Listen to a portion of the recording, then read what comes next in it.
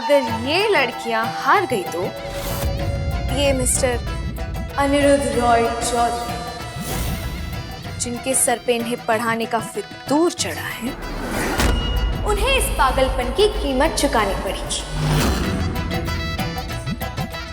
इन्हें जिंदगी भर के लिए मेरे हस्बैंड सर ग्रीनवुड का नौकर, नहीं, नौकर नहीं, गुलाम बनकर रहना पड़ेगा।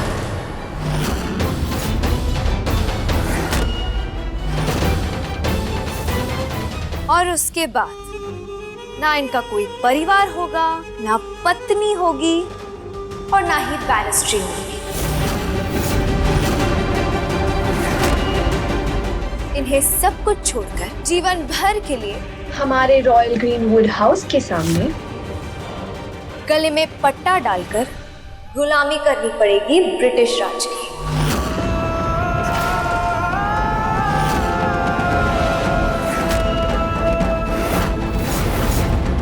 मंजूर है अनिरुद्ध रॉय चौधरी साहब?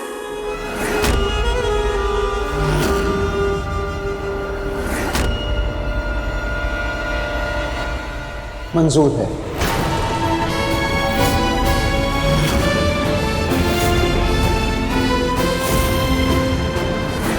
अगर बात लड़कियों को पढ़ाने लिखाने की है तो हर चुनौती मंजूर है।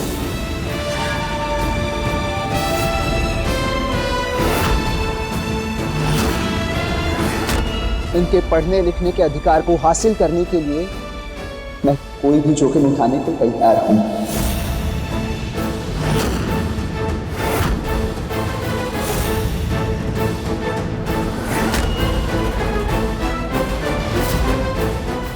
अरे रुकिए जमींदार साहब, मेरी शर्त अभी तक पूरी कहाँ हुई है?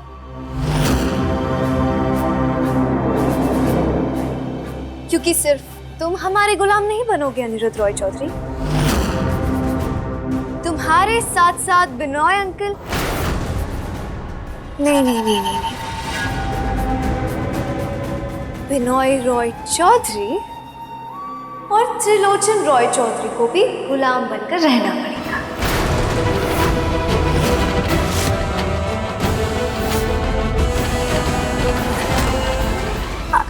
डियर हस्बैंड, आप क्या कह रहे थे? आपको नए ड्राइवर की जरूरत है ना? बिनॉय रॉय चौधरी बहुत अच्छी गाड़ी चलाते हैं।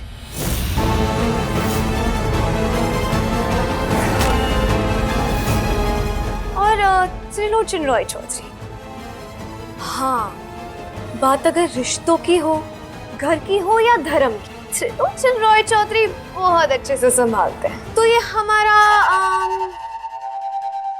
किचन भी संभाल लेंगे।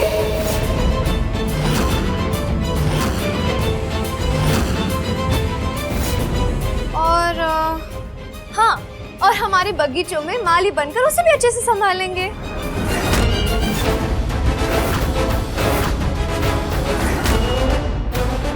मिट्टी वाले हाथों से कभी कभी मुकाला हो जाएगा इनका, पर इतना तो कर ही सकते हैं ना ये।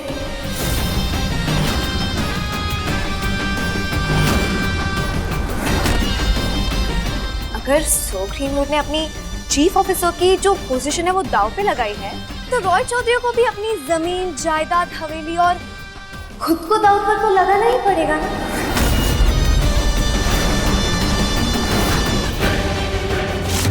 तभी तो चुनौती बराबर की होगी।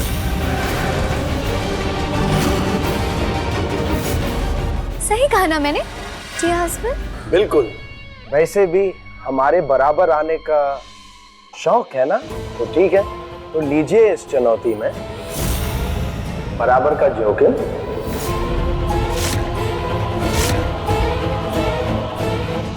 मैं अपने आप को दांव पर लगाने के लिए तैयार हूं।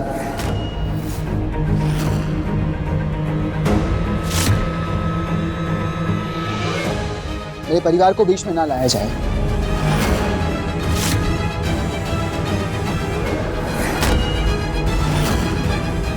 इसीलिए आपकी इस चुनौती को मैं मंजूर हमारे लिए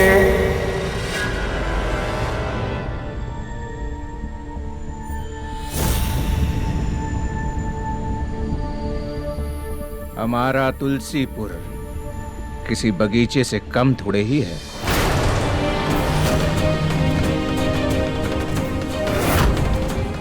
अरे हमेशा माली बनकर हमारे गांव की बेहतरी का ही सोचते। तो आज इस घमंडी लड़की के घमंड को चूर चूर करने के लिए हम माली बनने का जोखिम उठाने को भी तैयार हैं।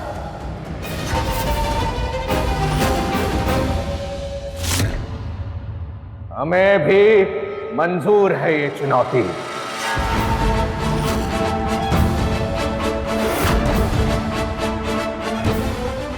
काका,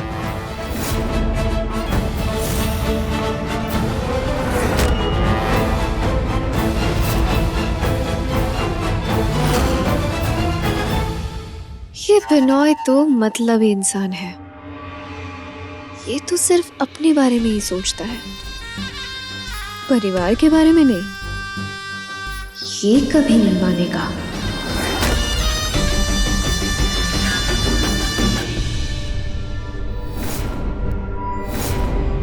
मुझे मंजूर नहीं है।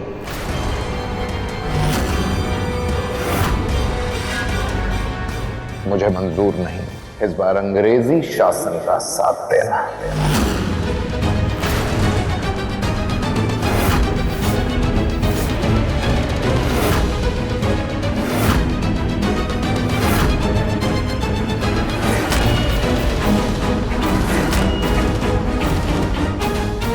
इस बार मैं साथ हूं अपने दाग के।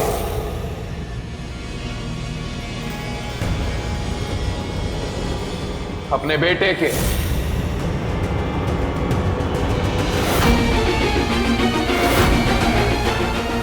उस चुनौती के जो उसने दी है ब्रिटिश राज को।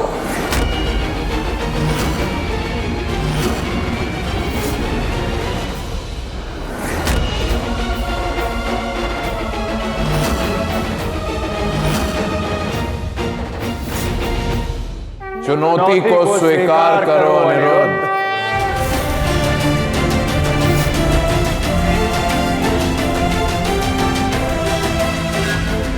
भरोसा रखो हम पर अनिरुद्ध।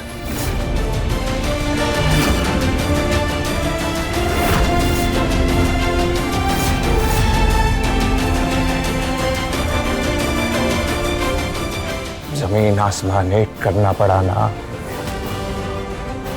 तो भी कर देंगे।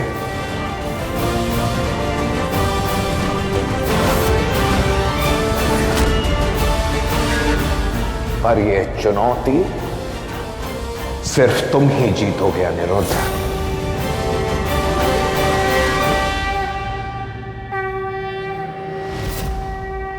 पति बाबू, आपने तो बताया था कि अंग्रेजी सरकार फूट डालकर राज करती है,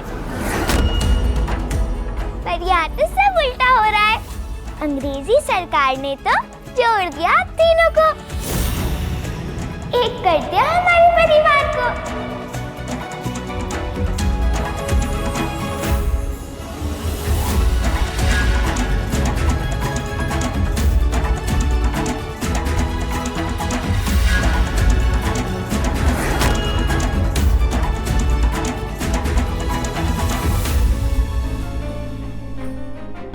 अनिरुद्ध,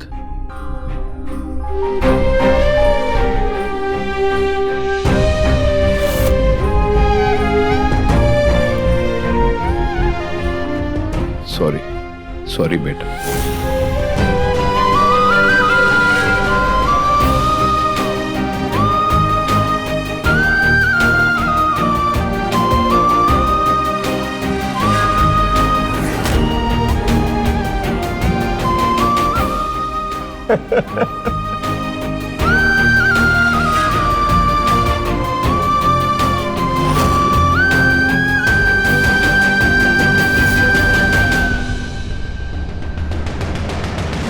आज सबके सामने मैं अनिरुद्ध रॉय चौधरी आपकी चुनौती स्वीकार करता हूं।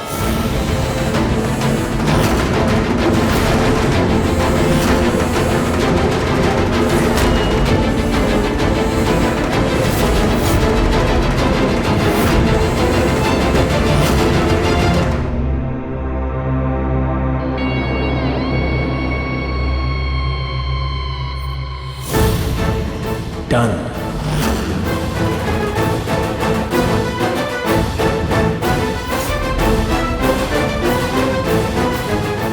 जनाब ग्रीनवुड, हम चाहते हैं कि इस चुनौती का परिणाम निष्पक्ष आए और उसके लिए हमें पहले निष्पक्ष पंच चुनने होंगे, ताकि बाद में कोई ये ना कह सके कि उसे बराबरी का मौका नहीं मिला।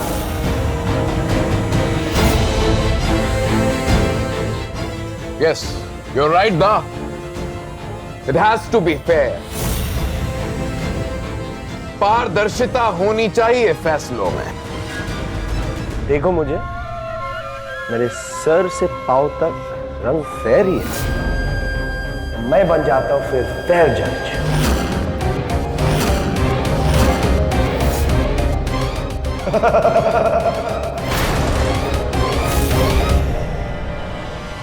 मजाक था। घबराइए नहीं, कल हम इस चुनौती के लिए एक फेयर जज के सामने इस कंपटीशन के सारे नियम बनाएंगे।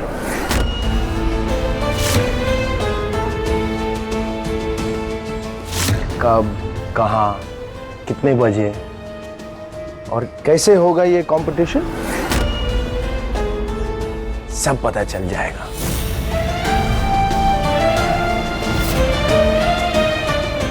मैं अपनी टीम के 6 लड़कों के साथ आऊंगा और तुम अपनी टीम के 5 लड़कियां और अपनी पत्नी के साथ आ जाना। और अगर नहीं आया तो चुनौती वही खत्म।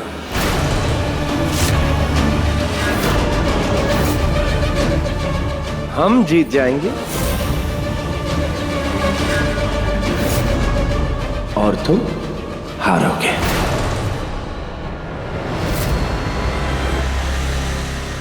मंजूर।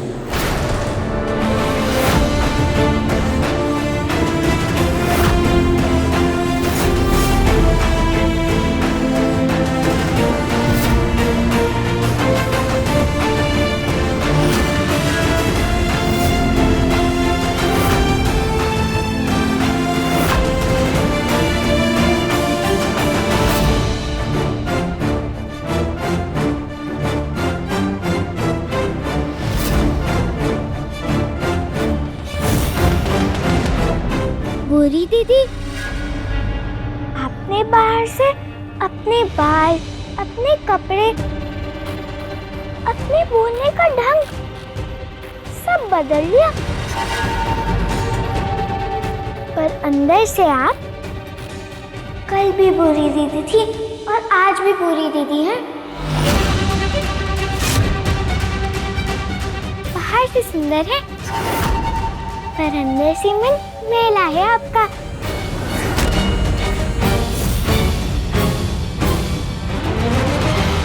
बिल्कुल सही कहा तुमने वंदिता। मैं वो बुरी दीदी हूँ जो चुटकियों में तुम्हें और तुम्हारे परिवार को अपने सामने झुका सकती हूँ।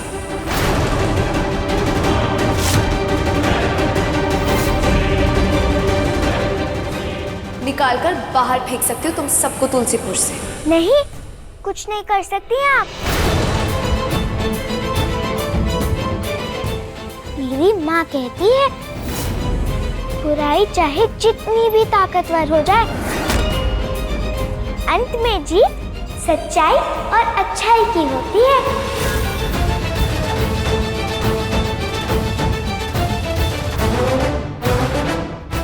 कुछ नहीं सीखा है आपने अपनी पिछली गलतियों से, पर कोई बात नहीं, मैं अपने पति बाबू से कहूंगी फिर से सबक सिखाए वो आपको।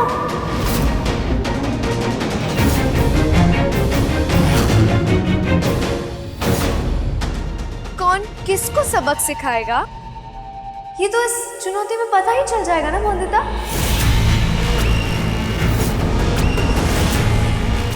और जो बुरा होने वाला है ना तुम सबके साथ, वो तुम सोच भी नहीं सकती।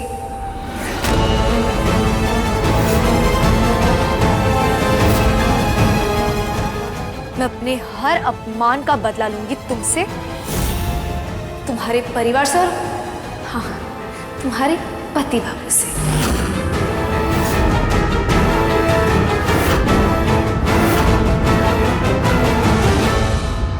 पूरी दीदी, मैं छोटी हूँ आपसे, पर आप जब भी आएंगी मेरे पति बाबू और मेरे परिवार को चोट पहुँचाने, दुर्गा माँ के आशीर्वाद से आपके सामने आपको रोकने मैं आऊंगी।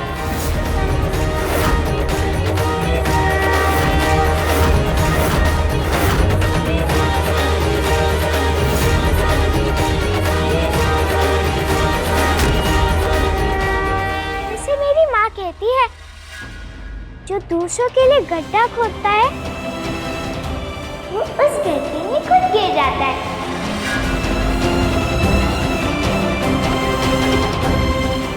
और वैसे मेरी माँ की बात कभी गलत नहीं होती, याद है ना आपको?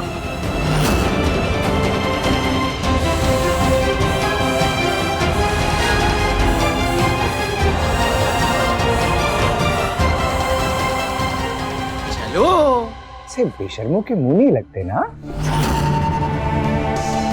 हाँ वंदिता, अब हमारे शब्द नहीं, हमारे कर्म ही लोगों को उनकी जगह बताएंगे।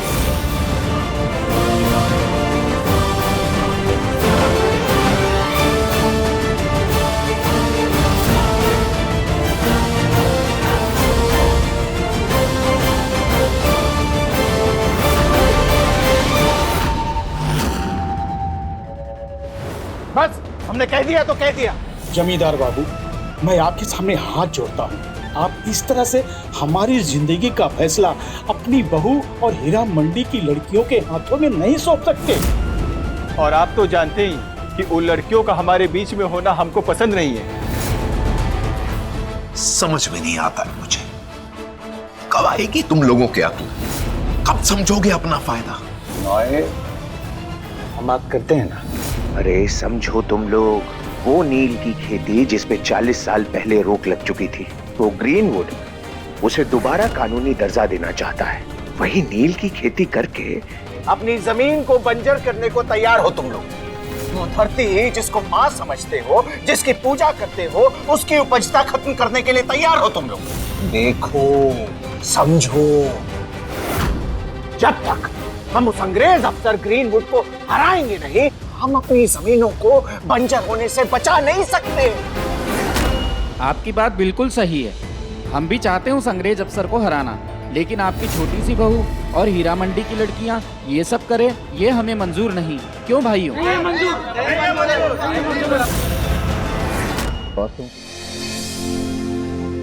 जैसे गांव में हम पिट्ठू का खेल खेलते हैं, वैसे भी क्या ये चुनौती भी किसी खेल की तरह होगी पति बाबू? जो मंडली अच्छा खेलती थी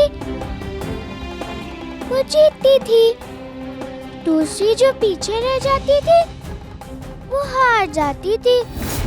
पता है पति बाबू, बड़ा बुरा लगता था हारने पर।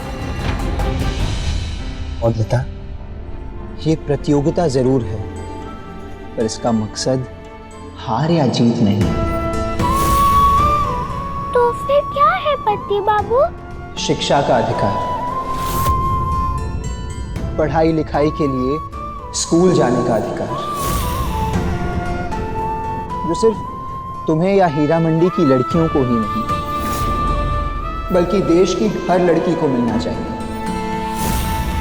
औरतों को शिक्षा पाने के इस अधिकार को हासिल करने के लिए एक लड़ाई लड़नी होगी।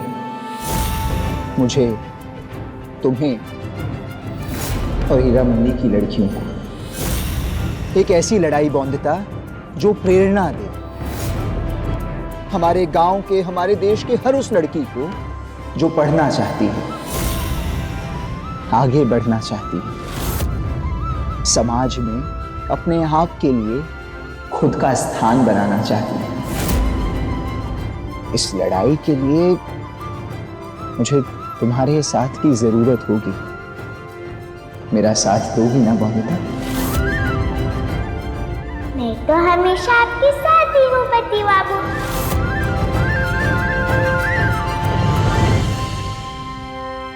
लेकिन बौंदिता, परेशानियां बहुत होंगी, रास्ते में कठिनाइयां आएंगी, रुकावटें आएंगी, दिन ब दिन मुश्किल बढ़ती जाएगी।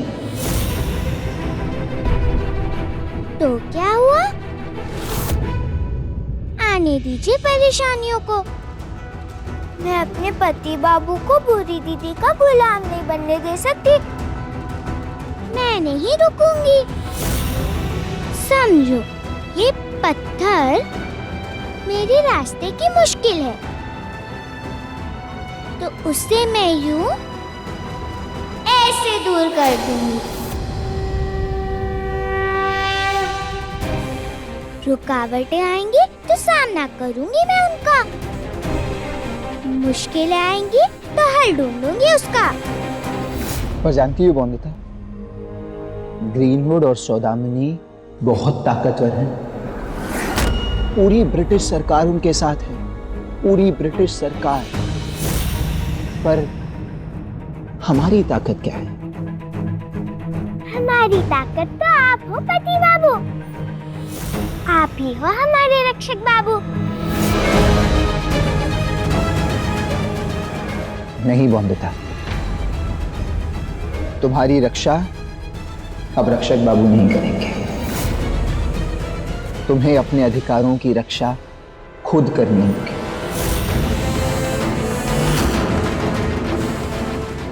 मैं तुम्हारे साथ जरूर रहूंगा,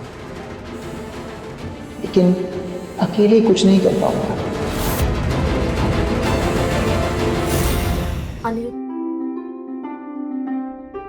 समझाता हूं।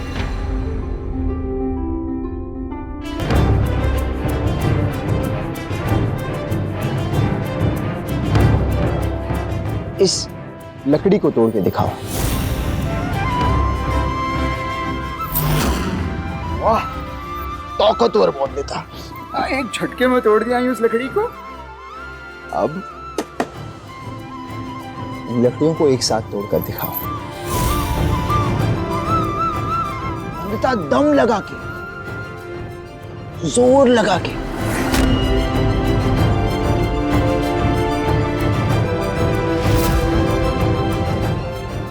नहीं टूट रही है।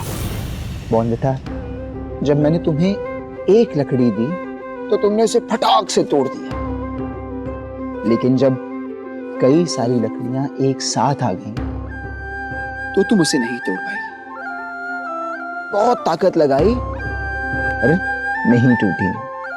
एकता में ताकत होती है बौंदिता। कुछ समझी? समझ गई मिनिस्टर बाबू। क्या? पहले लकड़ी टूटी क्योंकि वो अकेली थी, पर अब सब लकड़ियां साथ हैं, तो इन्हें तोड़ना मुश्किल है मिनिस्टर बाबू। जैसे एकता में बल होता है, जैसे सुरैया दीदी, रमैया दीदी, इलायची, भोली, बादल और एकता में हमारी ताकत है बौंदिता। और जब तक हम एक साथ हैं, तब तक हम ताकतवर हैं। और जहां हम अकेले हुए कमजोर हो गए। समझी मोनिता? सही कहा तुमने, एकता में ही बल है।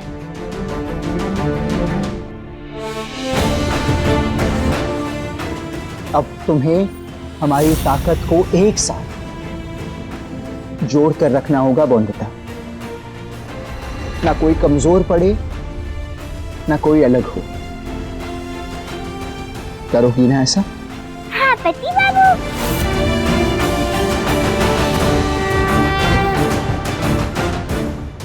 आ जाइए अनिरुद्ध बाबू, अंदर कपड़े बदल लिए हमने। अब यही बात सबको अंदर भी समझानी है।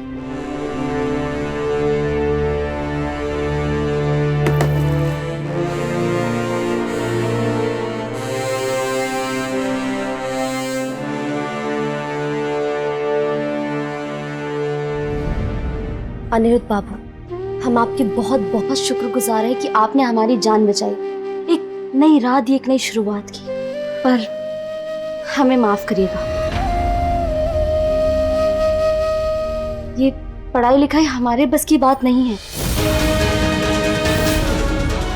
ये विद्यालय जाना, ये हमसे नहीं हो पाएगा।